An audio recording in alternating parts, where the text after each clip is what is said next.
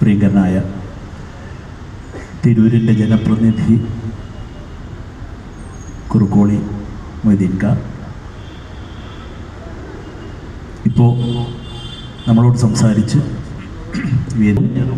ഞാൻ കൊണ്ടു നടക്കുന്നതും ഞാൻ തൊഴിലാക്കിയതും ഞാൻ ആരാധിക്കുന്നതും ബഹുമാനിക്കുന്നതുമൊക്കെ പാട്ടിനെയാണ്. പാട്ടിനെക്കുറിച്ചാണ് ഞാൻ വായിക്കാറ്, പാട്ടിനെക്കുറിച്ചാണ് എഴുതാറ്, പാട്ടിനെക്കുറിച്ചാണ് വാട്സപ്പിൽ മെസ്സേജ് വിടാറ്. പാട്ട് ഗ്രൂപ്പുകളിലാണ്, ഫോണിൽ ഏറ്റവും കൂടുതൽ ഗ്രൂപ്പുകളിൽ ഞാനുള്ളത്. പാട്ടിനെക്കുറിച്ച് പറഞ്ഞു കൊടുക്കുക, അതിൻ്റെ വരുംവരായികകൾ കണ്ടെത്തുക, അതൊരു തലമുറയ്ക്ക് പറഞ്ഞു കൊടുക്കുക, അങ്ങനെ ചില കടമകൾ ചിലരിൽ പടച്ചവൻ നിക്ഷിപ്തമാക്കി വെക്കാറുണ്ട്. അതിൽ എവിടെയോ ഒരു കണിക പോലെയാണെങ്കിലും അതിലൊരാളാണ് ഞാനെന്ന് ഞാൻ ശക്തമായിട്ട് വിശ്വസിക്കുന്നുണ്ട്. 53 കൊല്ലമായിട്ട് പാട്ട് പാടുകയാണ് ഞാൻ. 50 എന്നൊക്കെ പറഞ്ഞ് ആഘോഷം വേണമെന്നൊക്കെ മനസ്സിൽ ആഗ്രഹിച്ചിരുന്നു. 50ഉം കടന്ന് 51ഉം കടന്ന് 52ഉം കടന്ന് 53ലേക്ക് 25 പിറന്നാൽ എത്തുകയാണ്. ഉണ്ടായിരിക്കും, അങ്ങനെ ഒരു കൂടിച്ചേരൽ ഉണ്ടായിരിക്കും. ആഘോഷം എന്ന വാക്കൊന്നും ഞാൻ ഉപയോഗിക്കുന്നില്ല. അങ്ങനെ ഒരു കൂടിച്ചേരൽ ഉണ്ടാവണമെന്ന് ആഗ്രഹിക്കുന്നുണ്ട്. 53 കൊല്ലമായിട്ട് പാടുക എന്ന് പറഞ്ഞാൽ ഒരു ചെറിയ കാര്യമൊന്നുമല്ലല്ലോ.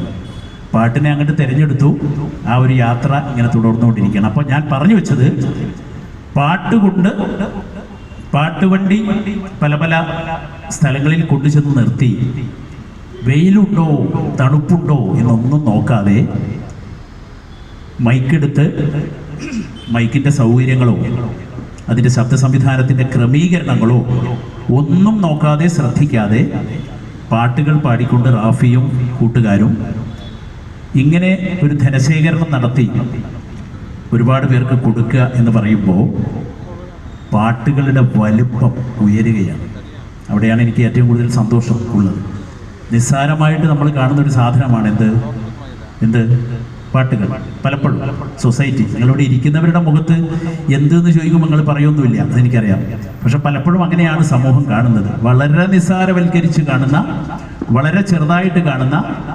എന്നെക്കുറിച്ചൊക്കെ ഒരുപാട് പേര് പറയാറുണ്ട്, ഓനിപ്പോഴും പാട്ടും പാടി അടക്കുക.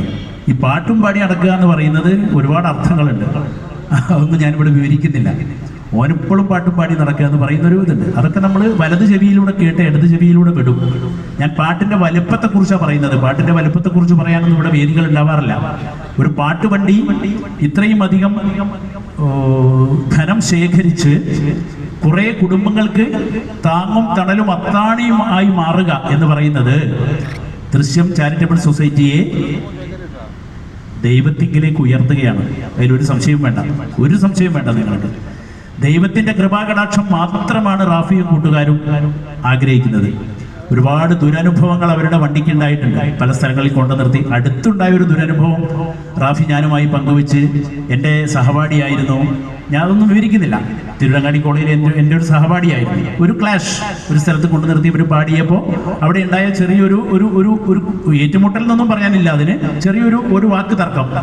കാരണം അതിൻ്റെ കാരണം എന്തായിരുന്നു, അതിൻ്റെ മൂല കാരണം എന്തായിരുന്നു എന്ന് ചോദിച്ചാൽ, ഒരു കലയെ, പാട്ടുകളെ, സംഗീതത്തെയൊക്കെ, അല്ലെങ്കിൽ അതൊരു പാട്ട് വണ്ടിയിൽ പാടിക്കൊണ്ട് നടത്തുന്ന ഒരു പരിപാടിയെ വളരെ ചെറുതാക്കിയും കാണാനുള്ള ഒരു ശ്രമവും ഒരു കുൽസിത മനസ്സുമായിരുന്നു എന്നുള്ളതാണ് സത്യം. അതാണ് അതിൻ്റെ യാഥാർത്ഥ്യം. അതിൻ്റെ വിവരണങ്ങളിലേക്കൊന്നും ഞാൻ പോകുന്നില്ല.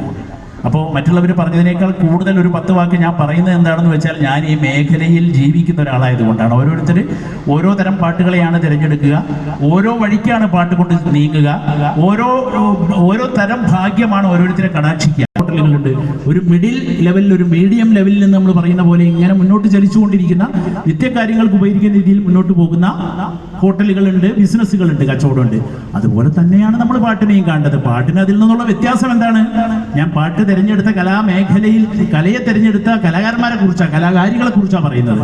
ഇതിന് വ്യത്യാസങ്ങളുണ്ടാവും. ചിലപ്പോൾ ചില ഭാഗ്യം നമ്മളെ ചില സമയത്തൊന്ന് കടാക്ഷിച്ചു കഴിഞ്ഞാൽ അവിടെ നമ്മൾക്ക് ചെറിയൊരു ഉയർച്ച ഉണ്ടാവും. പക്ഷെ നമ്മൾ ഈ ഉയർച്ചയിലോ താഴ്ചയിലോ നമ്മൾ പതറുകയോ അഹങ്കരിക്കുകയോ ചെയ്യാതെ മുന്നോട്ട് പോകണം എന്നുള്ളത് മാത്രമാണ് കലയ്ക്ക് മറ്റു കാര്യങ്ങളിൽ നിന്നുള്ള ഒരു വ്യത്യാസം. കാരണം ഇത് ആര് തരുന്ന കഴിവാണ്? ഇത് സദസ്സ് കൈയടിച്ചുകൊണ്ട് മാത്രമൊന്നും പാട്ടാവൂല. ആവൂല. സദസ്സൊന്ന് കൈയടിച്ചുകൊണ്ടൊന്നും പാട്ടാവുന്ന കരുതണ്ട. മറ്റേയാൾ വിചാരിക്കണം മുകളിൽ നിന്ന് 6 മിനിറ്റ് പാടുമ്പോൾ 2 വെള്ളി അങ്ങോട്ട് കുടുങ്ങിയാൽ മതി തൊണ്ടയിൽ. സദസ്സ് പറയും, പോയടോ ഫിറോസ് ബാബുവിൻ്റെ പാട്ടൊന്നും ഇപ്പം ഇല്ല, പഴയ പാട്ടൊന്നുമില്ല, ഓനഞ്ഞ് വിളിച്ചിട്ട് വലിയ കാര്യമൊന്നുമില്ല എന്ന് പറയും, പറഞ്ഞിരിക്കും. അതാണ് ഇതിന് മറ്റു കാര്യങ്ങളിൽ നിന്നുള്ള ഒരു വ്യത്യാസം. ഞാൻ മാത്രമല്ല, ഞാനൊരു ഉദാഹരണം എന്നെ തന്നെ പറഞ്ഞതാണ്. അത് ആര് പാടിയാലും ഒരു കാലഘട്ടം. പിന്നെ കലാകാരന്മാർ അനുഭവിക്കുന്ന ഒരുപാട് പ്രയാസങ്ങളുണ്ട്. അവശ എന്ന പദം കൂട്ടി ഭൂമിയിൽ വിളിക്കുന്നത് കലാകാരനെ മാത്രമാണ്. അവശ ഡോക്ടർ പറയോ? നിങ്ങൾ പറയോ അവശ ഡോക്ടർ എന്ന്? ഏതെങ്കിലും ഡോക്ടറെ? അവശ എഞ്ചിനീയർ പറയോ? അവശ വക്കീൽ? ഏതെങ്കിലും ഒരു വക്കീലിനെ തിരൂർ നിങ്ങൾ അവശ വക്കീൽ എന്ന് വിളിക്കുമോ? അയാൾക്ക് 95 വയസ്സായാലും നിങ്ങൾ അയാളെ അവശ വക്കീൽ എന്ന് വിളിക്കൂല. ഒരാൾ പൈലറ്റാണ്, ഫ്ലൈറ്റൊക്കെ ഓടിച്ച് ജോലി ചെയ്തു, അയാൾ റിട്ടയർ ചെയ്തു, മുമ്പ് അവശ പൈലറ്റാന്ന് പറയും നിങ്ങൾ വീട്ടിലിരിക്കുമ്പോൾ? പറയില്ല. എന്നാൽ കലാകാരനെ അവശ കലാകാരൻ എന്ന് പറയും. കലാകാരനെ മാത്രമാണ് അവശ കലാകാരൻ. ഞാനതിൻ്റെ കാരണമൊക്കെ ഒരുപാട് അന്വേഷിച്ചു പോയി. ഞാൻ കഴിഞ്ഞ സർക്കാരിലും ഈ സർക്കാരിലും 2 സാംസ്കാരിക മന്ത്രിമാരോടും ഒരു വേളയിൽ സംസാരിക്കാൻ കഴിഞ്ഞപ്പോൾ ഞാൻ 2 പേരോടും പറഞ്ഞു, സാർ, ഈ അവശ എന്ന പദം കലാകാരൻ്റെ കൂടെ വെക്കുന്നത് ഒന്ന് എടുത്തു മാറ്റണം, ആലോചിക്കാം എന്നേ പറഞ്ഞിട്ടുള്ളൂ. 2 തരത്തിലും അത് നിലവിൽ വന്നിട്ടില്ല.